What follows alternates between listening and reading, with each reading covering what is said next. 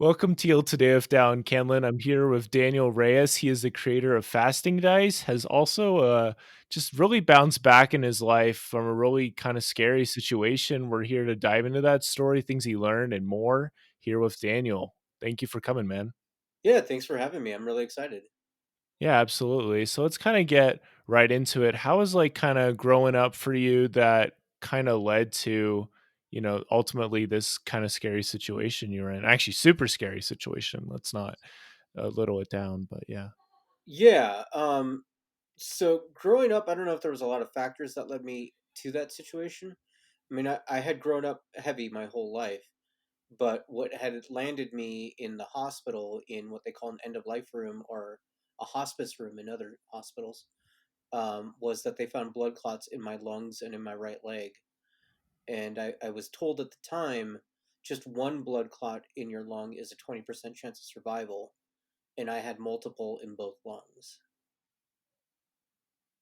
Yeah, that's insane, man. So this is sounding more like kind of like a card you were dealt a little bit, you know? I feel like there's some people that have I have very good genes and there's other people, I don't know. There's just so many different things we don't understand yet, and it's just kind of frustrating. So, you're a champ really bouncing back from it, but Yeah, I mean, they did genetic testing later to see if there was any, cause for it, and honestly, there wasn't. I don't really have a history of it in my family either, so I don't know. Um, it would be nice to have answers, but no. yeah, I feel like answers is something we sometimes just have to choose within ourselves sometimes. Would be like, this is what I'm going to use this for, regardless of how true that is. You have to sort of rewrite your script, you know? Yeah, absolutely, absolutely. But yeah, I was in there for I was in for a month, then out for a month, and then in for another month at another hospital, and this was all about almost 5 years ago now. Um, yeah, it was a crazy, crazy time. And even once I was out of the hospital, I couldn't walk much. Like I couldn't be on my feet for more than a minute. Like so basically I couldn't walk. Like I just around the house a little bit and not like I would do, go to the bathroom and I couldn't move for like an hour and a half because I needed to recover from those few steps. So it was a pretty traumatic time.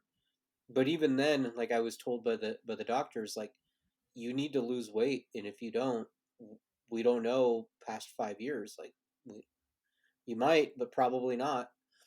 So that was hard to hear, and like my whole life, I'd always tried to lose weight, right? Like I didn't want to be heavy; it wasn't a thing. So like I don't remember a time ever not being on a diet. Yeah.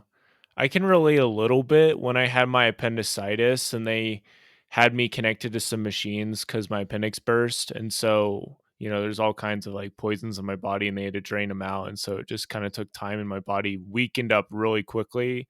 I was Hmm. young. And so I got even skinnier, and it just was difficult. And I remember some of those nights kind of laying there and being like, I've lived a pretty good life. I was like 10 years old. It's like, I guess if this is how it ends, then I feel like I've done a pretty good job, just with my life. Did you have any thoughts like that? Like, what were some things going on for you? Well, when I was in the end of life room, my sister was pregnant with my niece, and so I didn't want to miss out on the baby, right? Like she at that point she had two boys, and I love those kids, love them all, and I didn't want to miss out on also spending time with my niece and hanging out and just being part of her life. So I didn't go that far deep into it. Like I wanted to live. I wanted to figure out what I could do to live.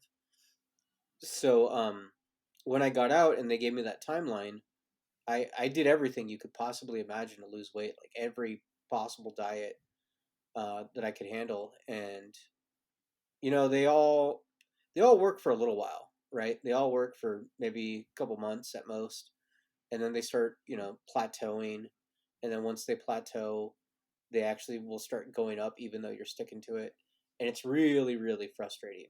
And I had seen that my whole life, so it was very discouraging, especially with that timeline over my head. Yeah, this is something that I need to develop more empathy for because I've never had any trouble with losing weight. My problem is gaining weight. My body is somehow able to keep itself stabilized, and I can pretty much eat whatever I want, which is a blessing, but it's also a curse because I need to like eat extremely healthy and whatever, or else I'm just going to kind of stay the same size for, for a long time kind of thing. But yeah, I think it is something that we have to be adaptable, when these kind of things come up, the unexpected, and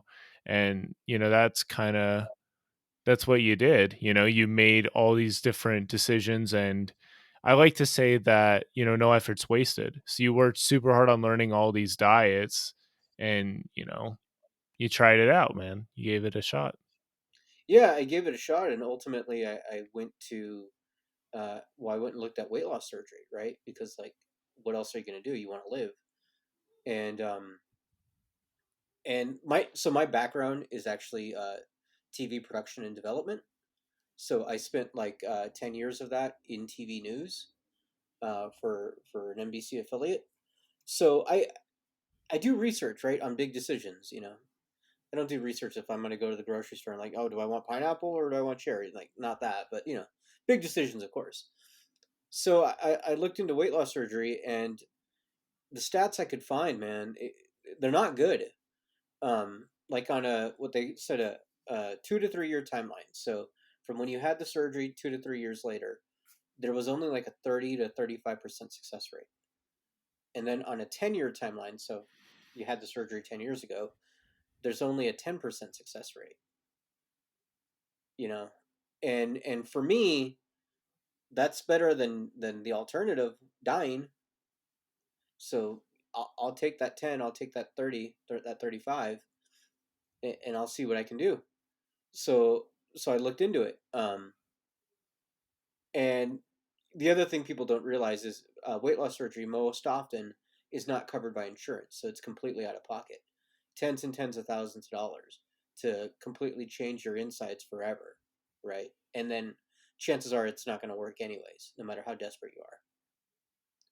So it was rough. It was rough, and the clinic I decided to go to had a program, so they wanted me to lose a certain amount of weight up front to show I was serious, and then once I did that, then they would schedule me for the weight loss. And so they put me on a liquid only diet. I'd have these like special shakes for a month, and that was very that seemed daunting at first, right? To go like if somebody told you you're gonna not eat for a month, but you're gonna drink these shakes and good luck. But I did it, and I lost some weight, but it wasn't nearly what they had expected. And so they said it was my fault and that I clearly cheated. And I was like, no, I did exactly what you guys said, you know, and it just didn't work. And so that was very very disheartening. And from there, I was told I could go another month and keep not eating and just drinking my shakes, and we'll see what happens. But I had been following all sorts of weight loss accounts on like TikTok and Instagram and all that, and I'd been following weight loss ones that did surgery. But the algorithm, you go one way, it starts showing you others, and it started showing me people who did intermittent fasting. And because of my news background, I pick up patterns pretty easily, and I noticed that people who did weight loss surgery, yes, the first few months they lost more weight in the beginning, but long term, those who did intermittent fasting, it was consistent. It didn't spike up and around. On top of that, the other thing I noticed was those who did weight loss surgery, a lot of those accounts went dormant after about a year and a half.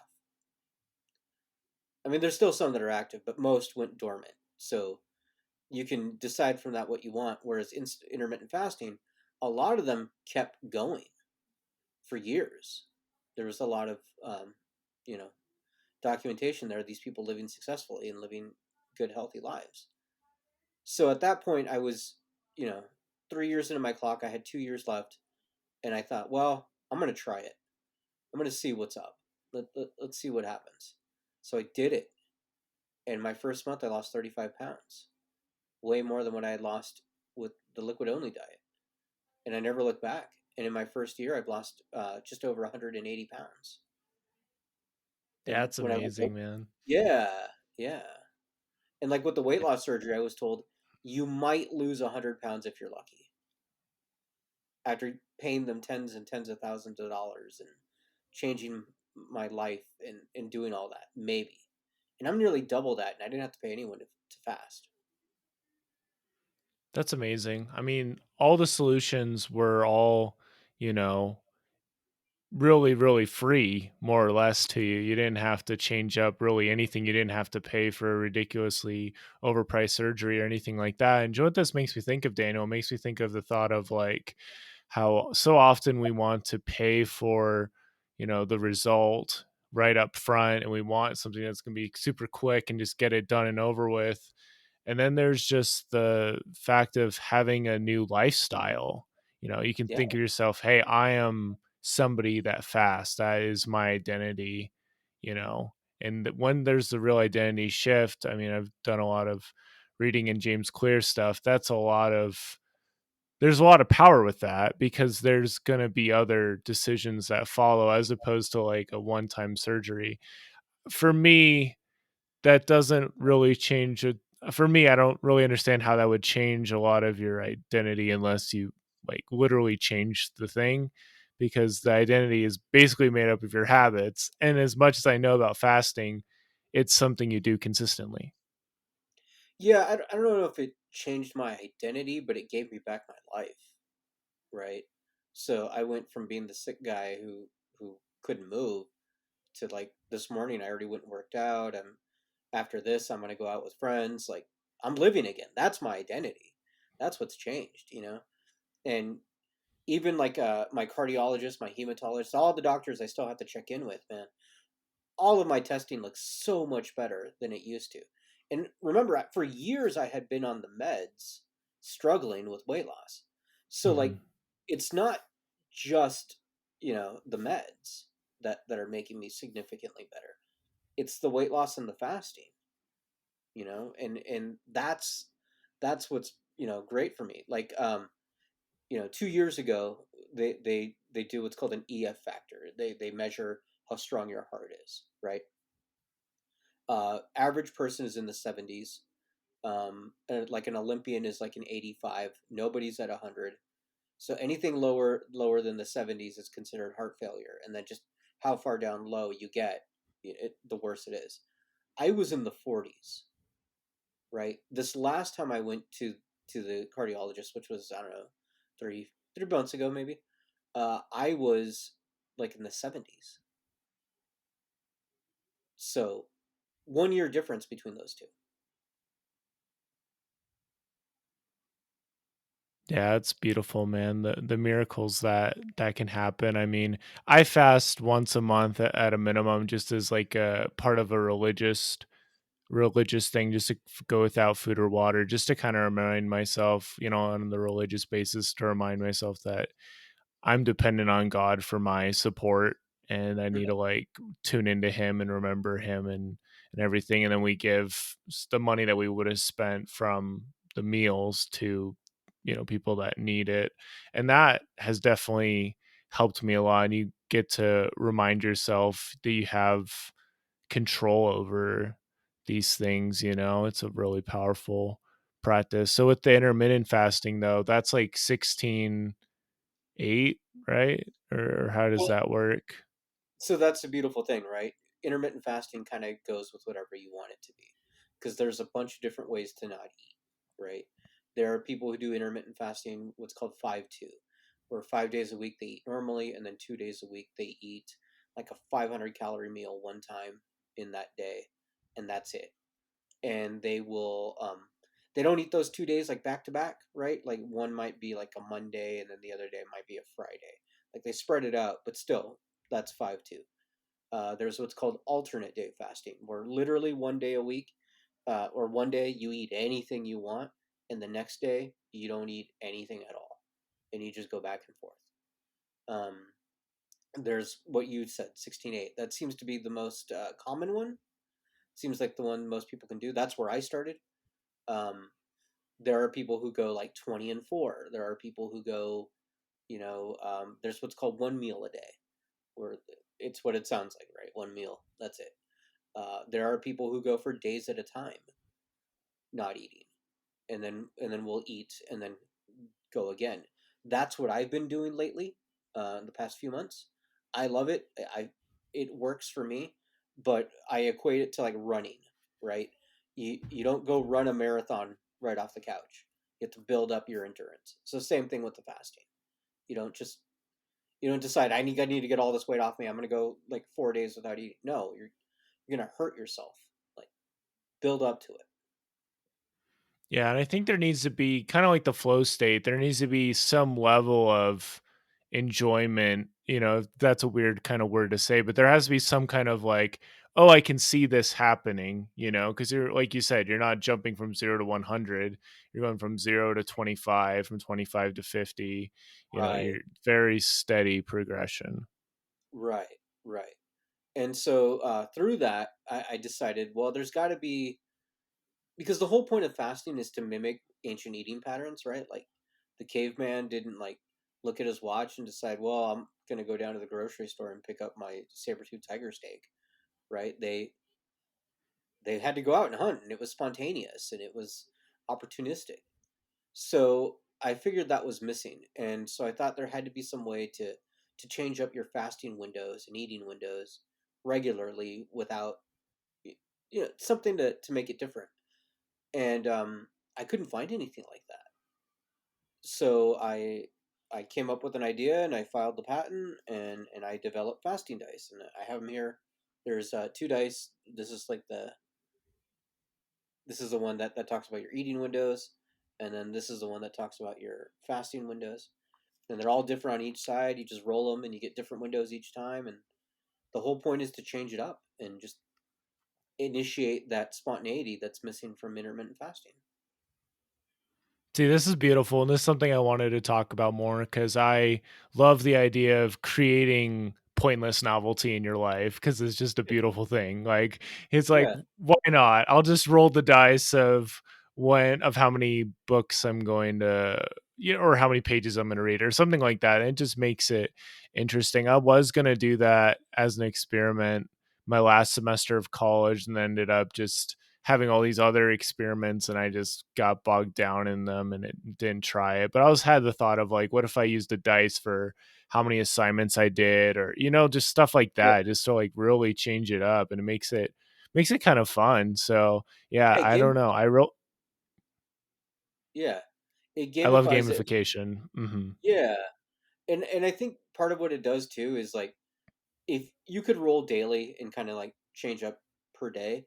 I have in the past I would roll for like a week in advance, build up, figure out my schedule for that week, and then I can make social events. Like maybe this day I can have lunch because I have a shorter fasting window and go hang out with a friend or something. So that helps. There's also, and of course, I'm a human being, right? So there's a cheat on there because every now and then you need a mental break, right? I mean, my thought was our ancient ancestors would come across like a fruit tree or a berry bush or honeycomb something, so they would get a treat every now and then too. Yeah, this is something I'm still trying to get better at, Daniel, is the reward piece. I think a part of it is like back in the day when I was living with my parents, there was this, it was just kind of more built in a little bit, you just, everybody is just kind of enjoying themselves doing their own thing. And then, nowadays, now I'm graduated, I could work on stuff like all the time. And Mhm. you can do that for a little bit, but the thing is I want it to be sustainable and everything in the long term. And you just can't do that. You have to have that time to relax and chill out. So that's something I'm definitely still working on. Yeah, like on my website fastingdice.com, that's where I have the dice, but I also have a free guide that talks about like the emotional side of weight loss. And one of the things they talk about is like you need to set like little goals for yourself. So like I'm somebody who needs to lose hundreds and hundreds of pounds, you know, and I'm still doing it. But every few, I don't know, every like 30 to 40 pounds, I give myself a little reward. Of course, it's not food based because that just negates all my progress. But like I'll do something like maybe a new jacket, or you know, I don't know, maybe a weekend trip if it's been, if I hit a big, 100 pounds off, after hitting a few rewards, great. I've got one coming up. I'm maybe 30 pounds away from it, where I'm going to get myself a new car stereo because I want a new car stereo. Stuff like that. Those rewards, that helps you as you're progressing down. That's good. So we're just going to dive a little deeper into that. So how do you Sure. keep track of some of that stuff? Do you do it in a notebook? Do you have a vision board? Like what keeps you on track with those things, reminding yourself of them? So I started with work. I did this from the beginning. I started out right around 460, and I knew I wanted to get down to right around. Oh, I think I want to get down to like 160. So I got 300 pounds to go, right? Total. Wow. Yeah. So I still got more to go, but I'm doing it.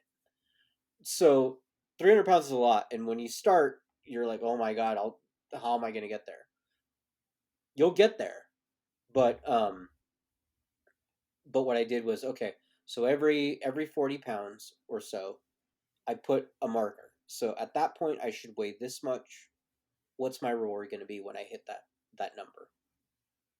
And so I laid it all out, and I left a few blank ones because I figured, well, I'm sure my taste will change because it's not going to happen overnight.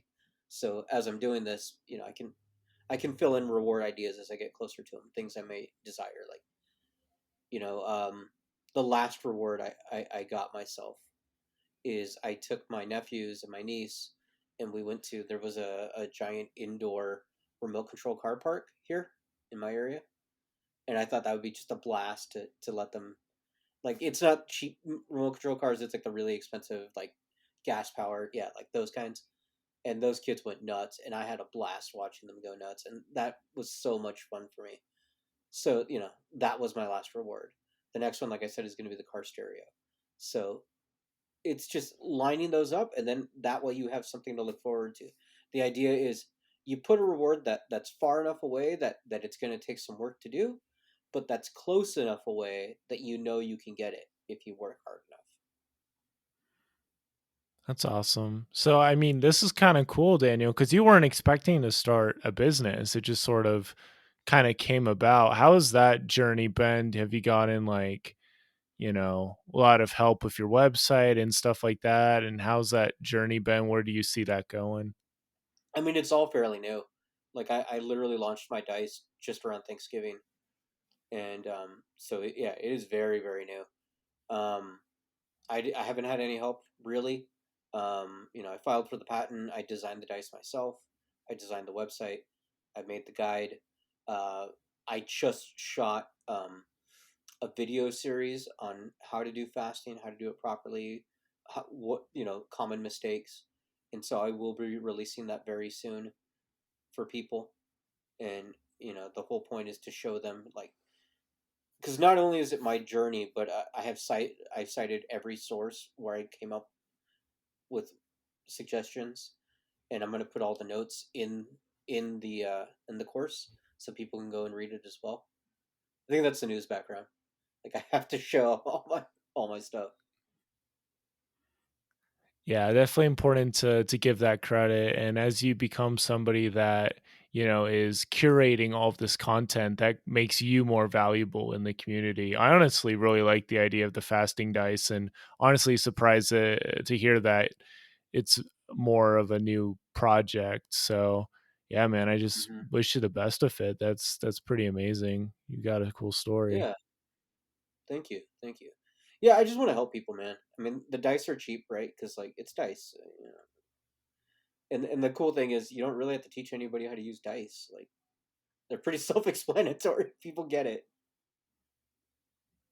No, 100%. Yeah, that makes it a lot easier for you. I mean, the wording is really clear. I mean, everything is super clear. I think the only thing that might not be kind of clear is somebody might think, "Oh, I'm doing this the wrong way," with different stuff. But, that's something that just kind of needs to be overcome with time. And sometimes you do just have to take the leap, like if you've tried other stuff and it makes sense to you, like I'm just going to buy this guy's book, or I'm just going to try out these dice. I'm just going to give this a shot because, one thing I've really learned with self development and whatnot is that what works really, really well from one person may not work well for you, and you just kind of have to be okay with that.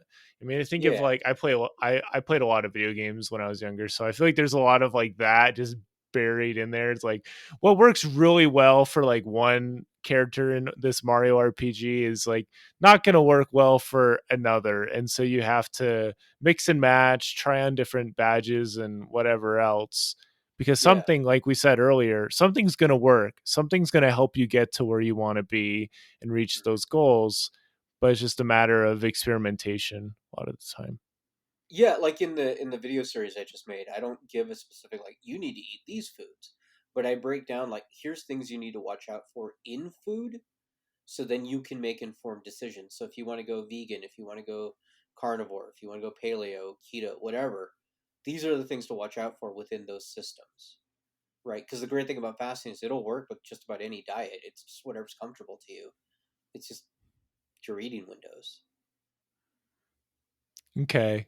Yeah, that makes a lot of sense. What would be some quick tips for somebody that just wants to get into fasting then, or somebody like me that has done some fasting but nothing like super crazy? Yeah, if you've never done it before and it seems really daunting, especially like even 16/8 seems like I don't know if I can go 16 hours. That's okay. Start small. I've told people start with 12 hours, go 12 and 12. Maybe start it. You eat at 7 in the morning and you stop eating at 7 at night. Okay. Doesn't mean that you have 12-hour buffet, but it just means like within that time you have your meals and you have, I don't know, maybe two or three snacks and that's it.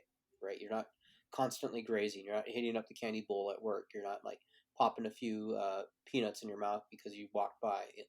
It's just you set those targets, and then as you get comfortable with it, you shave off a few hours, and as you shave off those hours, you remove whatever food situation would be at that point. So if you're cutting off breakfast, great. Maybe your first food is a snack, and then lunch, and then once you're done with that snack, now you're only at lunch, and you're just shaving it off until you feel better about it. Yeah, I think just slowly building up that discipline muscle and level of discipline that you're able to share and give to yourself is a really big part of it. So congratulations on creating something that helps with building that for people. I think that really is amazing. Yeah. So do you have any like other thoughts or tips for somebody that maybe not necessarily struggling with losing weight, but just is struggling with some difficult part of their life journey? Yeah. Um, it's okay to feel bad about a situation. I think too many times we go into toxic positivity where we're like, "Well, this is just an opportunity to learn and change." Like, no, look, sometimes things suck, and it's okay that it sucks. So like, acknowledge that, and then try to figure out what you can do to improve the situation if you can.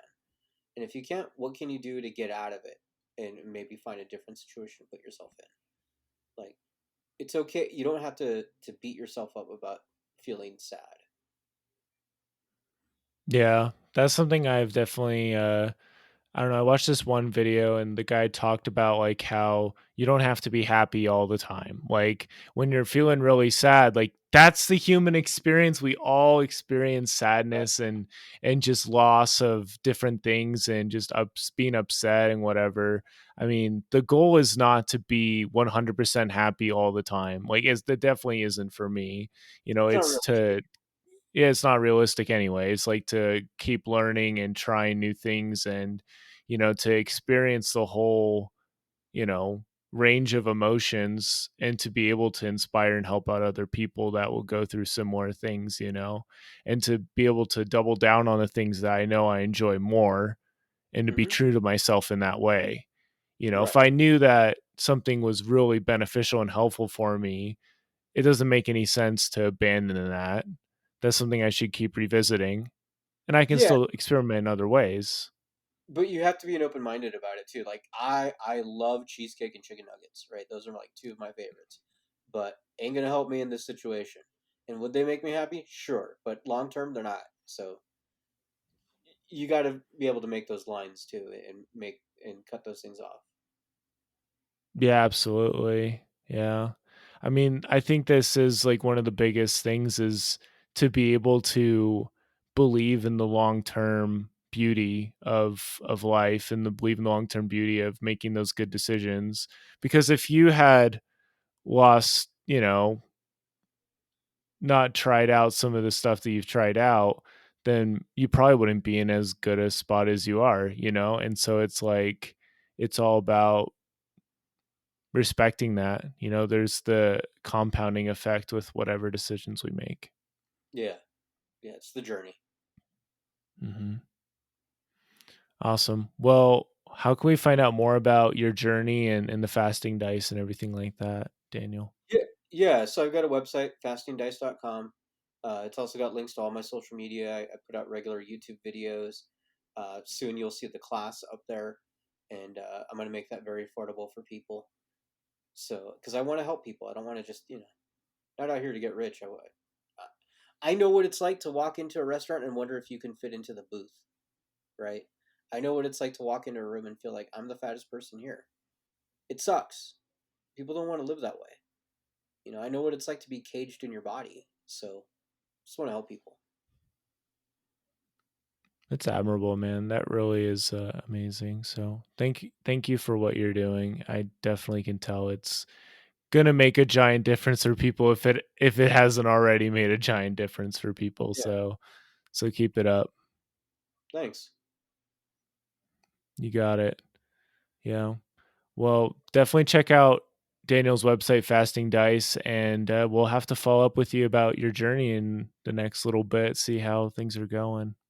Sounds good. Thanks for having me. Awesome. Hey, you got it, man.